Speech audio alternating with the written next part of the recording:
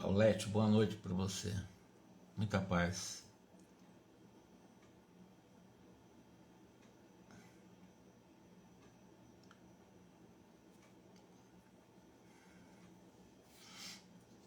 Muita alegria estar com a nossa irmã aqui. Tenhamos aí uma excelente exposição, a fim de nós podermos mais uma vez aprendermos com André Luiz. Alice, boa noite. Alegria muito grande vê-los em um início de mais uma jornada aqui de estudo. Agora, uma obra muito técnica. Gladys, boa noite. Alegria no nosso coração da mesma forma. Um grande prazer vê-los, meus amigos, aqui conosco. E o desafio está colocado. Nós já fizemos live desde quando começou a pandemia e já fizemos estudos do nosso lar, os mensageiros, missionários da luz, obreiros da vida eterna, no mundo maior, libertação. Terminamos agora entre a terra e o céu. Erlen, boa noite também, alegria no nosso coração. Muita paz, meus amigos que estão aqui nos acompanhando. E agora nós vamos entrar nos domínios da mediunidade, que é a 8ª obra. Depois existe ação e reação, evolução em 2 mundos e mecanismo da mediunidade. É uma obra extremamente científica, ou seja, muito técnica, para nós fica um pouco mais puxado. Mas sexo e destino e a vida continua também na sequência. Hoje nós começamos no domínio da mediunidade. Como eu disse, é uma obra profundamente técnica, muitas citações de cunho científico também. Mas aprender mediunidade com André Luiz, por exemplo, ele começa trabalhando os raios, as ondas, os médios, as mentes, as frequências. E ele nos leva também a estudar, a partir da mediunidade, alguns instrumentos para fazer análise de psicosfera, como um psicoscópico. E ele vai falar também, na realidade são 30 capítulos. Todos os 30 capítulos, cada um deles com termos bastante técnicos. E hoje nós entramos, aliás, antes de entrarmos, apresentar a obra. E a apresentação da obra é feita através de um prefácio, de uma apresentação que foi exatamente assinada por Emmanuel. O Emmanuel, ele mostra para nós qual o objetivo que levou André Luiz a trazer nos domínios da mediunidade. A princípio ele usa termos históricos, mas ao mesmo tempo ele nos leva a uma reflexão. Deixa eu só chegar um pouquinho para cá, para eu poder acompanhar exatamente o que Emmanuel nos escreve. E ele nos leva a, a refletir sobre os homens mergulhados para entender a vida material, desde o átomo até as galáxias. E quando ele vai trabalhar aqui no prefácio, analisando os raios, as ondas, os médiums, as mentes, ele começa a ciência do século XX, estudando a estrutura da matéria, caminha de surpresa a surpresa, renovando aspectos de sua conceituação milenar. O que ele está dizendo é de que ao se estruturar, ao se analisar a estrutura dos átomos da vida, da base da matéria, que exatamente são os átomos, o ser humano ele vai renovando as suas conceituações milenares. Quando ele fala milenar, o estudo da base da matéria vem desde Demócrito. Ele vai citar o Leucipo, Demócrito, né? Os grandes pais da atomística, que na realidade nasceu na China, na Índia. Mas independentemente desses estudos milenares para entender a matéria, a base da matéria, como o fenômeno material funciona, há sempre processos renovados de concepção da própria matéria, da vida material. Antes, o Isaac Newton dava suas explicações matemáticas para explicar, por exemplo, a questão de força e direção, a questão de gravidade, e ele vai matematicamente mostrando a mecânica da vida material, tentando explicar os fenômenos materiais pela matemática. E mais tarde se percebeu que a matemática newtoniana ou a física clássica não respondia a determinados aspectos. Quando você vai estudar a matéria, o elemento material, você fica perdido, sobretudo a partir até de espíritas, como William Crookes, que ele estudou o espiritismo, e outros que estudaram até mesmo o mundo espiritual e começaram a entender a matéria como elementos radioativos que irradiavam energias. Pô, peraí, nós estamos falando de átomo, e átomo era antigamente tido como indivisível. E de repente nós começamos a ver alguma coisa além do que o átomo até então, no século XIX, demonstrava.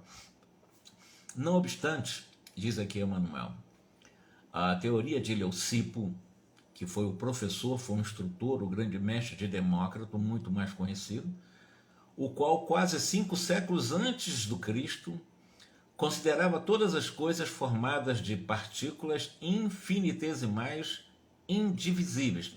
Átomos é o termo que se utilizava, vem desde a Grécia, de 2.500 anos, em que eles falavam dos átomos, que eles falavam de um elemento indivisível como base da própria matéria, mas em constante movimento, mas indivisível o átomo na visão de Demócrito, de Leucipo e etc. E Emmanuel ainda vai indo adiantando, né, para ver essas renovações de concepções, porque depois de Newton, como eu disse, aparece um Bohr, ele vai citar aqui Max Planck, o próprio Einstein, e nós vamos ver uma forma diferente a matéria. Entra a questão das chamadas energias quânticas, nas forças quânticas, o mundo quântico, que já deixa muito para trás as teorias certas, matemáticas de Isaac Newton, classicamente bastante consagradas. Mas com a física quântica, essa física clássica, ela fica para trás. Não é que ela perdeu o valor, mas ela fica muito bem atrasada em relação ao que se estuda hoje em relação à matéria, considerando o mundo quântico. A cultura clássica, ela prosseguiu escrava nos 4 princípios de Aristóteles, quando fala até a física antes do próprio Newton, pelo menos a cultura, a ciência, chamada ciência clássica, ela ficou muito presa aos princípios aristotélicos, né, que considerava as bases da vida material os 4 elementos, né, que é a água, a terra, o ar e o fogo. Isso veio até os chamados alquimistas, né, os chamados 3 elementos hipostáticos, né, exatamente, que seriam o enxofre, o sal e o mercúrio do mundo alquimista, né, a fim de explicar as múltiplas combinações no mundo da forma, no mundo material. Então, se dava várias explicações, desde Demócrito, a questão da atomística, dos movimentos de um átomo indivisível, os 4 elementos aristotélicos, os alquimistas trabalhando também outros elementos para explicar o movimento material, como é que se explica a vida material, o fenômeno da vida material. E no século XIX aparece um outro cientista, John Dalton.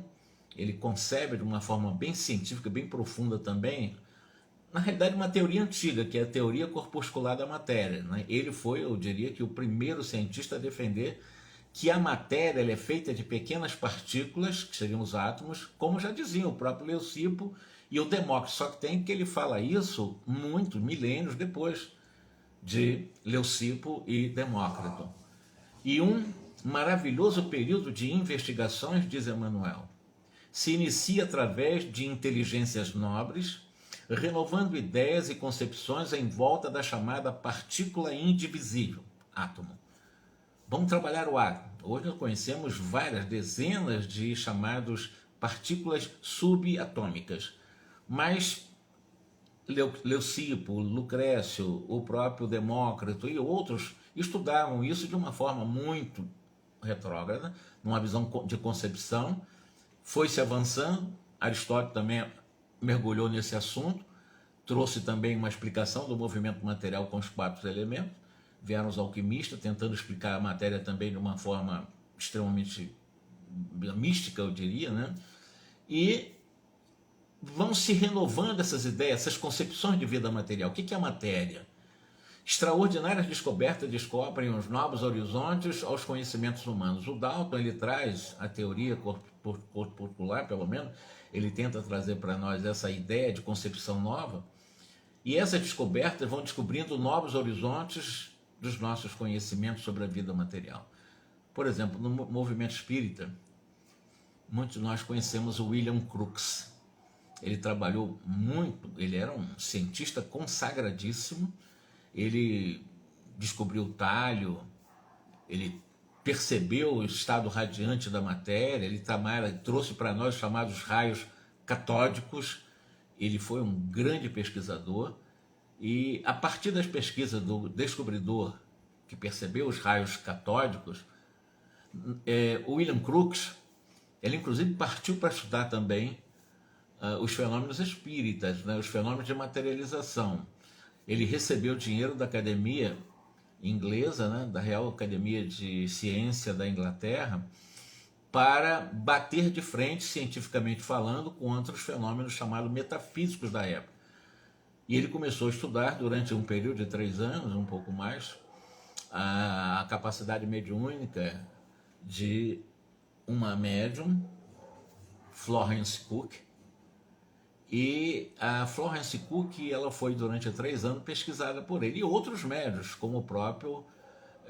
Aconteceram também outros testes com outros médios, mas a principal foi exatamente Florence Cook.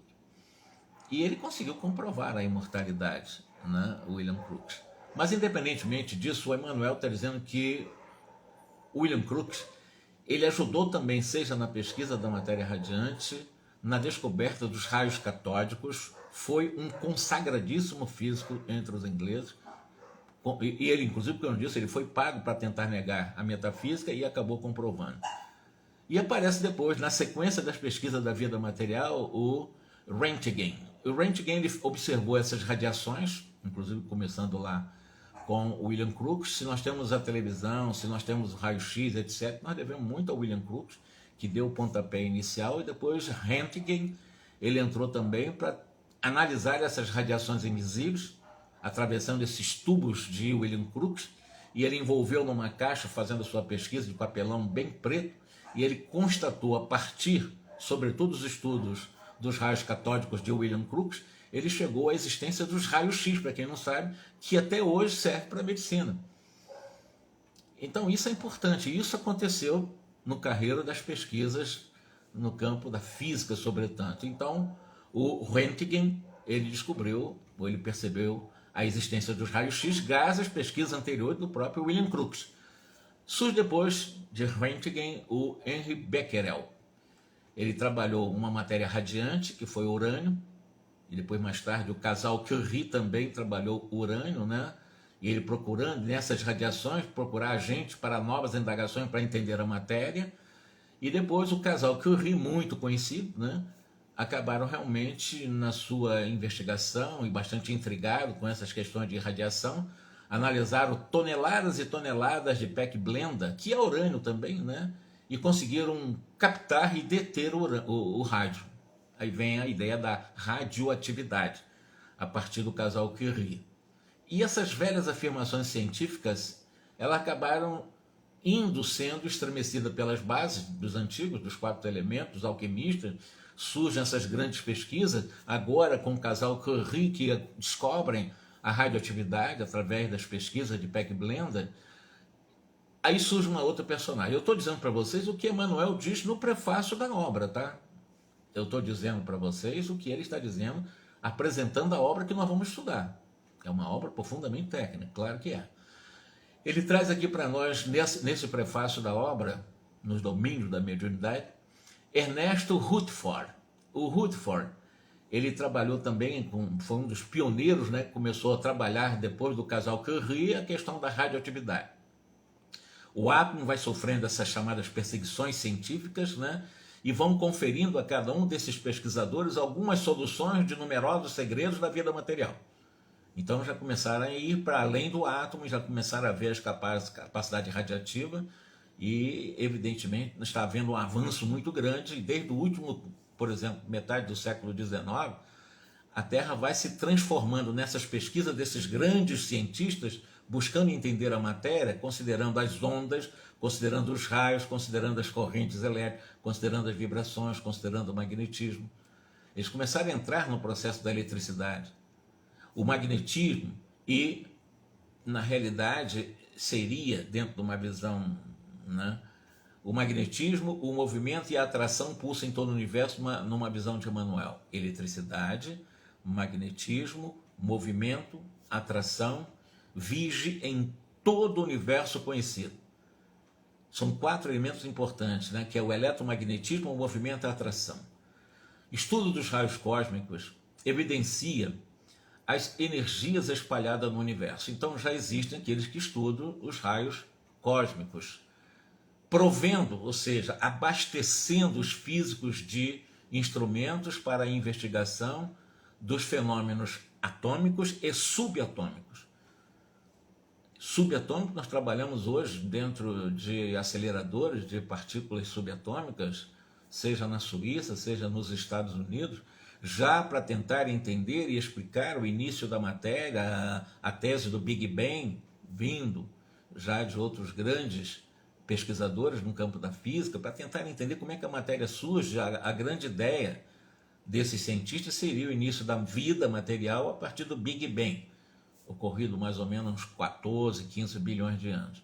O Big Bang é que vem trazer uma visão, embora bem restrita, da vida material, a concepção de espaço e de tempo. Espaço e tempo para a ciência surge a partir do Big Bang. Matéria você analisa a partir de espaço e tempo. E dentro dessa realidade espaço e tempo newtoniano também, os homens eles vão avançando, investigando os fenômenos da matéria, através também desses aceleradores de partículas e subpartículas. Então estão entrando no mundo atômico, no mundo subatômico. Por exemplo, no começo do século XX, Niels Bohr, Max Planck, Albert Einstein, eles vão erguendo, conforme Emmanuel, novas e grandiosas compreensões. O corpo físico agora não é mais do que um turbilhão eletrônico regido pela consciência, que é uma frase atribuída ao Einstein. É claro que ele está trazendo para nós aqui o Emmanuel, mas se diz que essa frase também foi do próprio Einstein, quando perguntaram para ele o que era a matéria. Ele disse que matéria é energia condensada, e o que é energia é matéria desagregada. E o homem é um conjunto, ou um turbilhão eletrônico regido pela consciência. E dentro dessa realidade, cada corpo tangível é um feixe de energia concentrada, ou seja, o nosso corpo físico é exatamente energia condensada. Na desagregação dos átomos, das moléculas do nosso corpo, essas energias, né, o que era condensado se torna energia agora descondensada, mas o corpo é uma energia condensada. A matéria é transformada em energia e esta desaparece para dar lugar à matéria nesse processo, né, de você adensando a energia vira matéria, desagregando a matéria vira energia. Cientistas investigadores, na verdade, são hoje, sem o desejarem, sacerdote do espírito. O que ele está dizendo nessa frase? De que os grandes cientistas, quanto mais eles debruçam e mais devassam o mundo material, mais eles chegam próximo da vida espiritual, mais eles chegam perto da vida da nossa imortalidade. Por isso ele chama de sacerdote do espírito, embora sejam eles representantes da vida material, representantes da ciência material, e não estão preocupados com coisas espirituais no primeiro momento. As universidades não abrem espaço para estudar espírito. A espiritualidade ainda é um tema tabu. É uma heresia falar em espiritualidade nas universidades famosas do mundo de hoje. Mas o que o Emmanuel está dizendo no prefácio dessa obra, que esses investigadores, na realidade, mesmo sem desejarem, presos ao dogmatismo materialista, eles são verdadeiros sacerdotes do espírito. A própria física quântica, em algum momento, com suas várias teses, né, das mundos paralelos, das questões da teoria das cordas também, eles são muito próximos de tentar explicar, por exemplo, a vida que nós chamamos espiritual, que não é espiritual. Não, mas nós, o Allan Kardec também utiliza erraticidade, o mundo espiritual, tudo bem, para nós didaticamente entendermos. Mas quando nós desencarnarmos, nós estaremos numa outra dimensão material. Uma matéria bem mais sutil, mas matéria. Nós só estaremos no mundo espiritual daqui a alguns trilhões de anos quando nos tornarmos espíritos puros. Aí estaremos na dimensão espiritual verdadeira, porque nós somos espírito, mas estamos na matéria. E enquanto nós não formos puros, estaremos na matéria. Essa é a realidade. E para sair da matéria, alguns trilhões de anos para frente, para nos tornarmos espíritos puros. É a lógica, não considerando o tempo e espaço newtoniano, né? Porque a questão de tempo é bem consciencial. Porque, como consequência de seus porfiados estudos, o materialismo e o ateísmo serão compelidos a desaparecer por falta de matéria, a base que lhes assegurava as especulações negativas. É isso que eu disse. Então, qual é a consequência desses sacerdotes, sem saber que são sacerdotes do Espírito, que estão estudando os átomos? É que eles, de algum momento, serão obrigados a buscar a realidade espiritual, porque a matéria já não vai dar explicação científica para ele, para explicar o fenômeno da vida.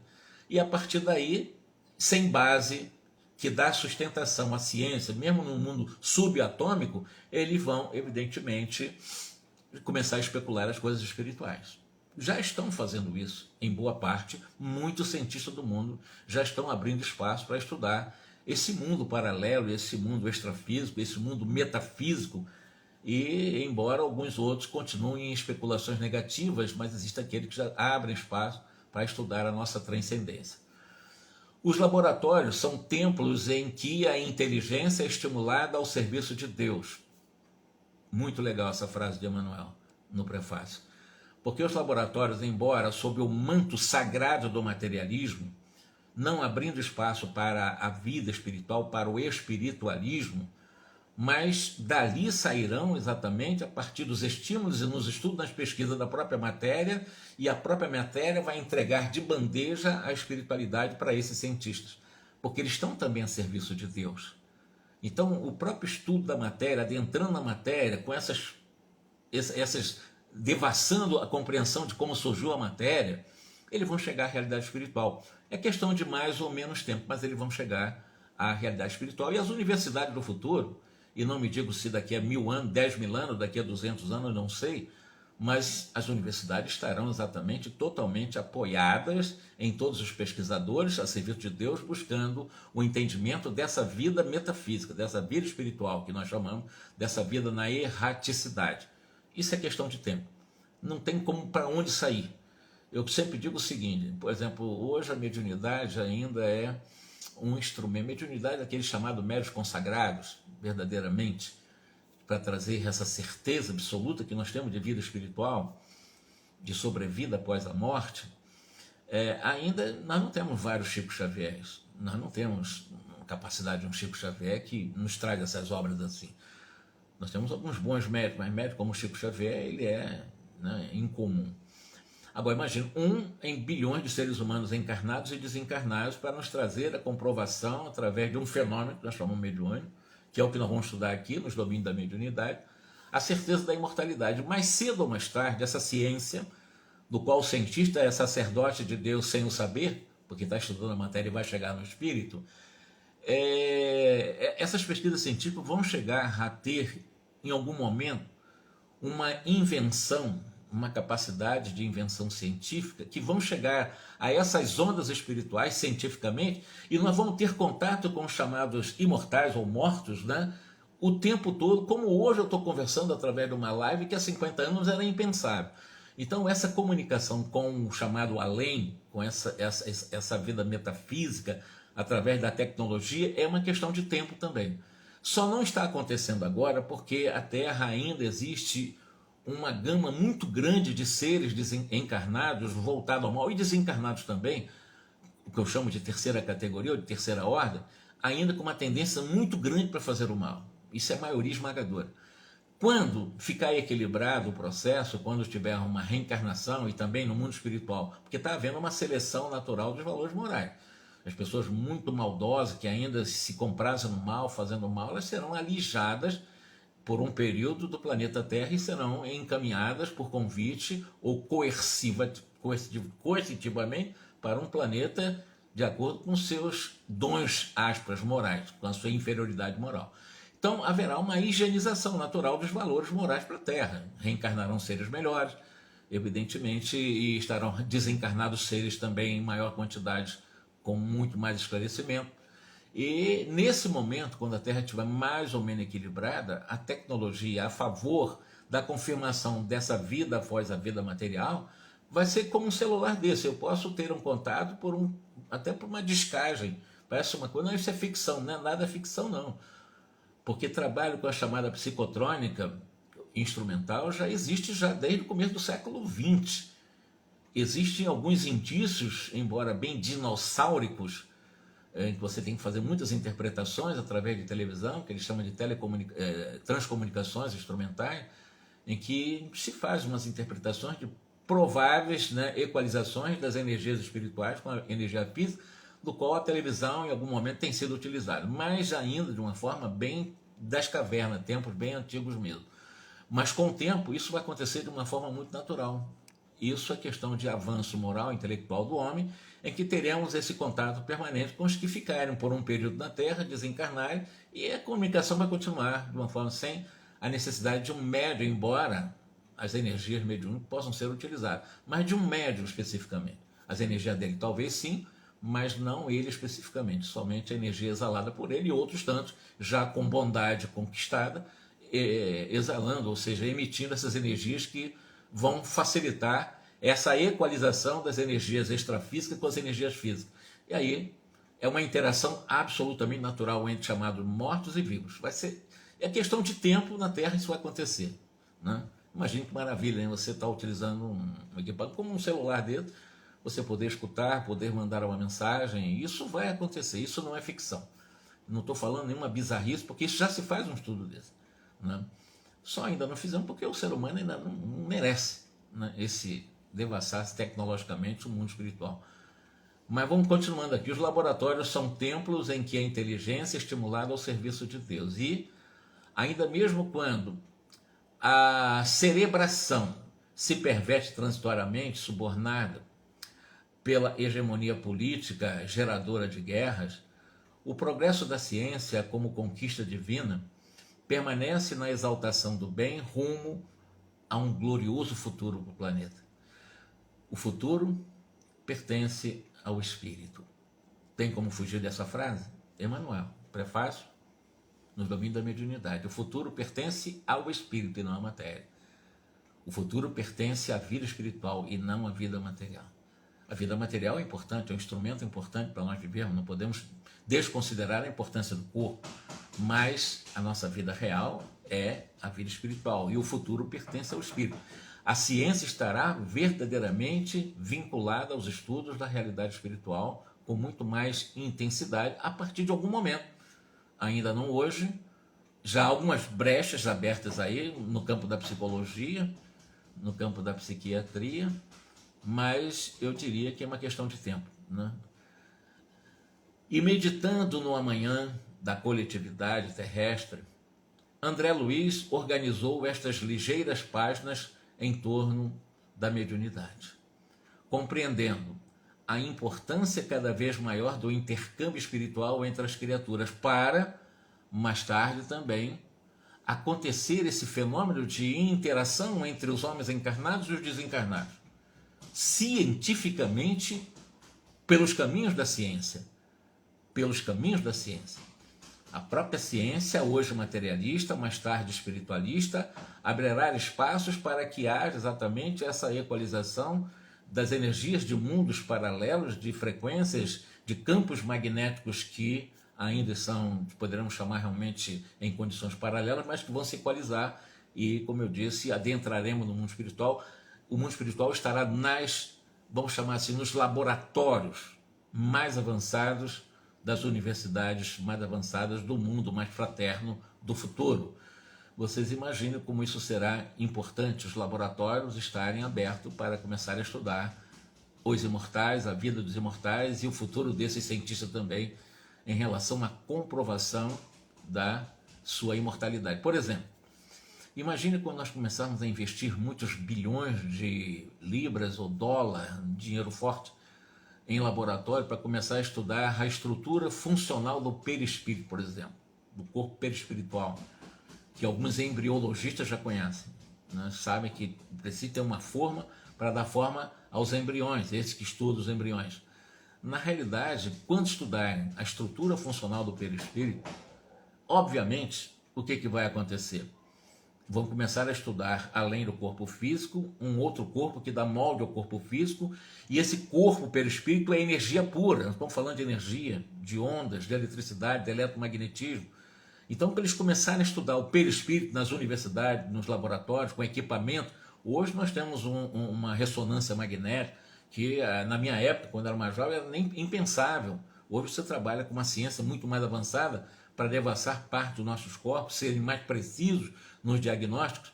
Agora imagine daqui a 200 anos, 50 anos, daqui a 300 anos, eu não sei, eu não posso fazer uma projeção de anos cronológicos. O que eu tenho certeza é de que, como ele disse aqui, o futuro é do espírito, as universidades estarão abertas para estudar também o perispírito, e quando se estudou já há alguns anos o neutrino como uma matéria, é chamada matéria, que não tem campo elétrico, não tem campo magnético, e de repente é considerado matéria. Aí entra um cientista chamado Heisenberg e trouxe uma ciência profundamente científica, do qual ele chama que é a lei da indeterminação ou da incerteza. Para você estudar a matéria, você trabalha com a lei da indeterminação, você não tem como determinar certas coisas, porque tudo é relativo. E dentro dessa relativização, a partir de Heisenberg, Einstein, Bohr, Planck, o que está acontecendo? Eles estão começando, encontrando um grande desafio, porque a incerteza e a indeterminação não dá aquela certeza matemática que Newton dava. Então vocês imaginam daqui a 200 anos como é que esse cientista está diante desses desafios da vida material. Esse é o prefácio que eu estou lendo para vocês, fazendo algumas interpretações, é claro, mas isso é o que Emmanuel está mostrando que o livro vai nos levar. Ele vai mostrar em um psicoscópio. Um psicoscópio é um instrumento técnico, utilizado para até fazer leitura de pensamentos. Mais tarde, o cientista vai conseguir fazer isso também, com chips, alguma coisa, nós conseguiremos fazer leitura de pensamentos na Terra, através de emissões de ondas específicas, num espectro que possam ser analisados com gráficos direitinho, explicando como é que está tal qual o pensamento. Então isso vai acontecer na Terra, em algum momento, pela tecnologia, né? Por esse mundo cibernético aí. Compreendendo a importância cada vez maior do intercâmbio espiritual entre as criaturas, quanto mais avança na ascensão evolutiva, quanto mais nós vamos evoluindo moral e intelectualmente, mais decididamente percebe o homem a inexistência da morte como a extinção da vida. Então, dentro desse processo de quanto mais evoluirmos intelectual e moralmente, o nosso foco será a imortalidade. O nosso foco será exatamente a nossa imortalidade. A morte, na realidade, não terá força de extinguir a vida, porque você tendo a visão de imortalidade, a morte não interrompe a vida. E exatamente quanto mais nós ascendemos, quanto mais nós crescemos moral e intelectualmente, mais nós vamos ter certeza absoluta de nossa imortalidade, até pelos caminhos científicos. E é exatamente o que ele está dizendo, né? Quanto mais ele vai evoluindo intelectual e moralmente, ele vai percebendo a inexistência da morte como a extinção da vida. A morte não mata a vida. A morte mata um corpo material denso, que é a energia condensada. Mas a morte não mata a vida. É isso que ele está dizendo, e a ciência vai provando cada vez mais isso. E agora, mais que nunca, reconhece-se na posição de uma consciência retida entre forças, fluidos, provisoriamente aglutinados para fins educativos, que é o nosso corpo físico, compreende pouco a pouco que o túmulo é a porta à nossa renovação moral. E o berço, a reencarnação, é exatamente acesso à nossa experiência. Então, a morte ou a desencarnação é um processo de convite à nossa renovação. E a reencarnação é continuar a nossa eterna, tendo acesso ao nosso eterno processo de experiência, de aprendizado. Então, tanto a desencarnação como a encarnação, uma renova-nos, a outra amplia a nossa capacidade de experiência. E observa o homem que o seu estágio na Terra é uma viagem como um destino às estações de um progresso maior. E na grande peregrinação, todos nós somos instrumentos das forças das quais nós estamos em sintonia. Todos somos médiuns dentro do campo mental que nos é próprio. Em outras palavras, todos nós temos capacidade de fazer a intermediação entre nós e as coisas fora de nós, seja do mundo espiritual. Eu posso ser médium por um processo telepático de uma pessoa encarnada. O Allan Kardec estuda processos psicofônicos por evocação, que nós não somos tão a favor hoje de evocações, mas na época se existiam muitas evocações, porque eram épocas de pesquisas também para comprovação da imortalidade, na época de Kardec, mas muitas evocações, está lá no livro dos médiuns, de pessoas encarnadas.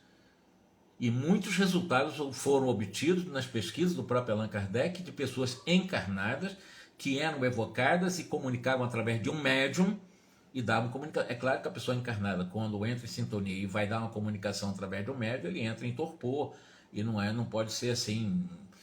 Para ele ser evocado e para ele poder dar uma comunicação mediúnica, embora ele esteja encarnado e um médium capte o seu pensamento, a sua ideia, ele tem que estar no mínimo ou dormindo, em estado de torpor, ou está descansando, em que ele está agora realmente emancipado do corpo dele e ele pode se comunicar através de um médium. Então, um médium, como ele está falando aqui, todos nós somos médios dentro do campo mental que nos é próprio.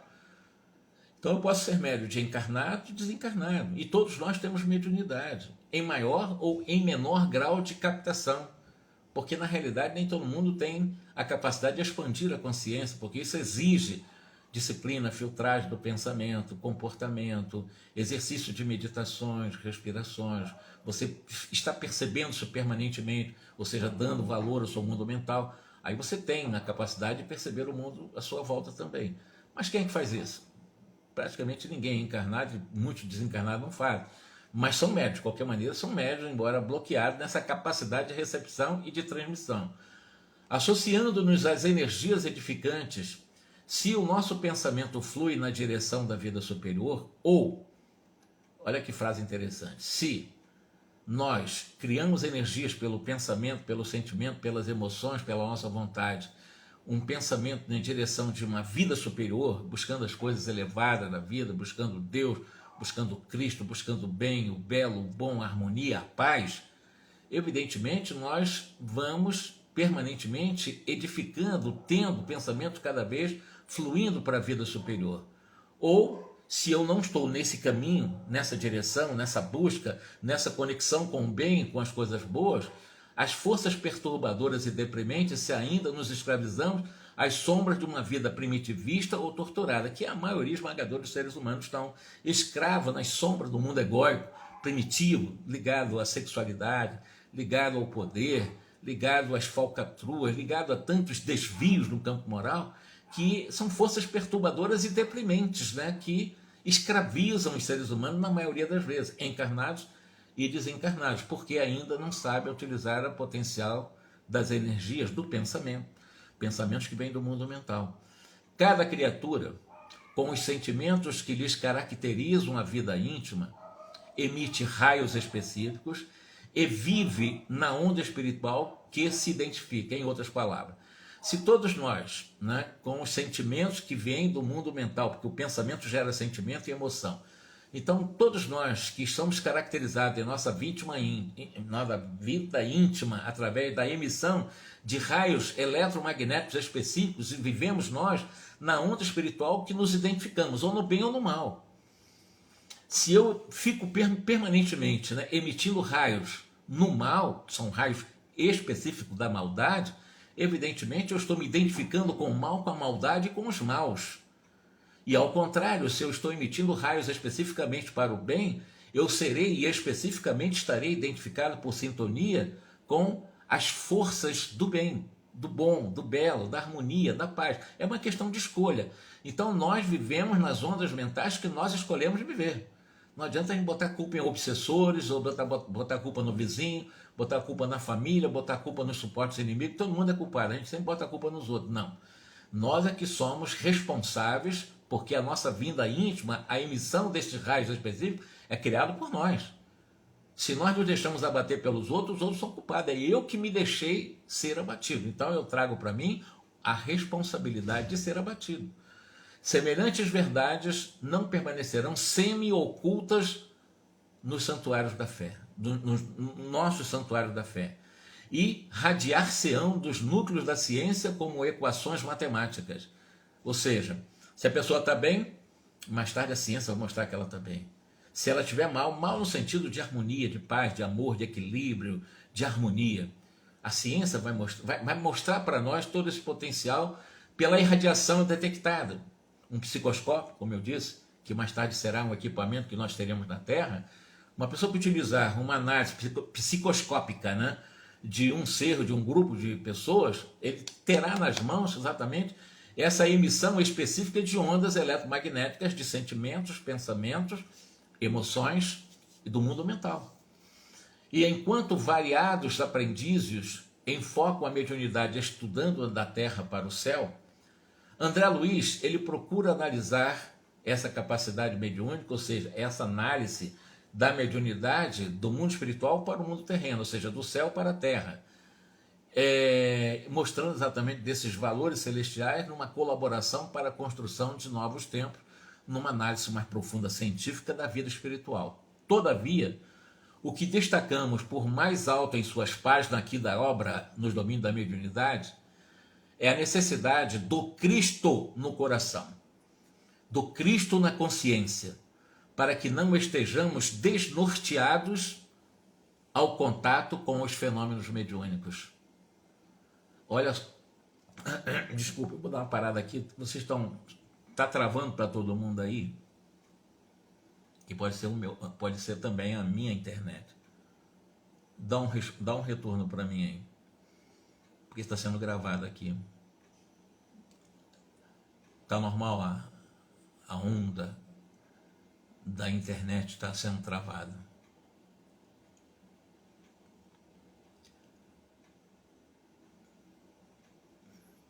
Então tá. Bastando uma resposta, porque então está normal. Deve ser uma coisa mais pontual, mais local, né, Alice? Bom, todavia, o que destacamos por mais alto em suas páginas é essa necessidade do Cristo, eu repito aqui, tá? O Cristo no nosso coração, o Cristo na nossa consciência, porque sem Cristo no nosso coração, quer dizer, no sentimento e na consciência, na razão, nós ficaremos sem rumo, sem norte, desnorteado ao contato com a mediunidade. A mediunidade vai trazer perturbação.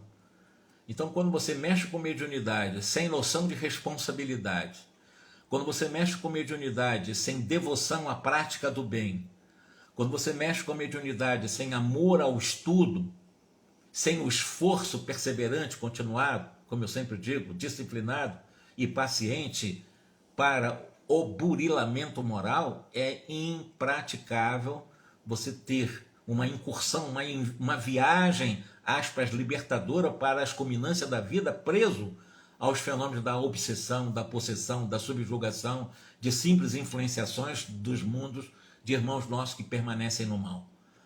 Então, o convite é, Jesus é a nossa... Tudo que nós falarmos tecnicamente aqui não tem a importância que tem quando trazemos Jesus para o coração e para a consciência para trabalhar com mediunidade, para lidar com os espíritos, para lidar com os imortais. É ter Jesus em nossa mente, é ter o código do Evangelho bem alicerçado em nossas experiências, em nosso esforço pelo menos. Ninguém vira santo, ninguém vai virar bonzinho para lidar com mediunidade, não é isso que eu estou dizendo. Mas você ser mais saudável mentalmente, emocionalmente, para lidar com a mediunidade. Que a mediunidade realmente ela tem as suas contraindicações. Porque a pessoa desequilibrada vai perder o norte do seu caminho em lidando com forças negativas, porque ela emite energia negativa, porque ela pensa coisas negativas, ela vive escrava às coisas negativas, ela só vai atrair realmente espírito nessas mesmas condições de ondas e, evidentemente, ela vai ter muita doença, muitas perturbações e muitas vezes problemas mentais, loucuras, etc. É impraticável, então, essa viagem de você se libertar com mediunidade, chegar às culminâncias do mundo espiritual sem Jesus no coração, sem Jesus na consciência. André ele é bastante claro para que nos alonguemos em qualquer consideração. Cada médium com a sua mente. Cada mente com seus raios personalizando observações e interpretações. E conforme os raios que nós emitimos, os raios mentais, isso vai nos erguer nos domicílios espirituais através das ondas do pensamento em que as nossas almas se afeiçoam. Ou seja, eu posso, pelas ondas mentais, erguer-me para o domicílio dos espíritos esclarecidos, ou essas ondas dos pensamentos negativos vão me arremeter, ou melhor, vão me remeter para as zonas escuras dos abismos mais trevosos e doentios da chamada erraticidade do mundo espiritual. É onde nós nos afeiçoamos, meus irmãos. Então, em boa síntese, tudo que o Emmanuel está falando aqui é nós pensarmos no seguinte: cada um de nós tem o que merece. Cada um de nós, segundo as nossas obras.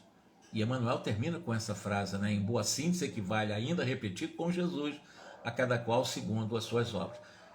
Para terminar a nossa live de hoje, eu digo para vocês que essa obra foi publicada no meado da década de 50, esse prefácio é do final da década de 1954.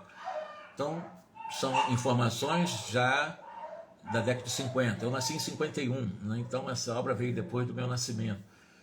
E vamos trabalhar com ciência aqui, meu irmão. Nós vamos falar muito de ciência, de eletricidade, de eletromagnetismo, de indução, de impedância. Em algum momento não vou entrar nessa. Mas não vamos nos preocupar muito com as questões técnicas. Vamos nos preocupar com a essência do que está sendo dito. Porque a questão técnica não tem muita importância na vida, porque nós não somos cientistas, somos espíritas. Então o que vale para nós é a essência. E a essência aqui chama-se Jesus Cristo. O que for técnico não tem importância, não precisa gravar essas coisas. Mas o que nos leva aqui é o convite para o comportamento. Comportamento dentro dos moldes ensinados por Jesus. Está ok? Espero que eu tenha realmente feito uma introdução aqui através desse prefácio de Emmanuel do livro Nos Domínios da Mediunidade. Vocês querem fazer alguma crítica do que porque eu estou fazendo a apresentação do livro, vocês já vão ver o que vão encontrar pela frente, né? Alguns termos técnicos, né? Deu tudo certo então, né? Boa noite então para todos vocês. Eu fico muito feliz em saber, é uma alegria muito grande no meu coração quando eu olho assim e vejo que vocês estão tendo paciência de nos ouvir, trazendo para mim através, porque nós vemos de ondas mentais, vocês estão emitindo ondas mentais que me favorecem a fazer também intuitivamente essas interpretações, porque eu não estou sozinho aqui nesse momento. Eu estou lendo uma obra que pouca gente lê. Então é uma obra que está sendo bem direcionada, alguns aspas, né, escolhido, mas com certeza alguém que com esse material vai ajudar muito Jesus Cristo no processo da regeneração do nosso planeta. Tá ok? Um grande abraço para vocês e que sábado que vem possamos dar continuidade. Tá? Agora já entramos no primeiro capítulo, estudando a mediunidade em si. Vamos ver, existe a figura do Aulus. O Aulus é um cientista de primeira linha que conheceu Kardec, conheceu o trabalho de Kardec, conheceu esse cientista que eu usei o nome aqui, de conheceu todo mundo. Está lá no hospital ensinando André Luiz. Aulus é um cientista, não vamos trabalhar com ele no livro, tá ok? Grande abraço para vocês.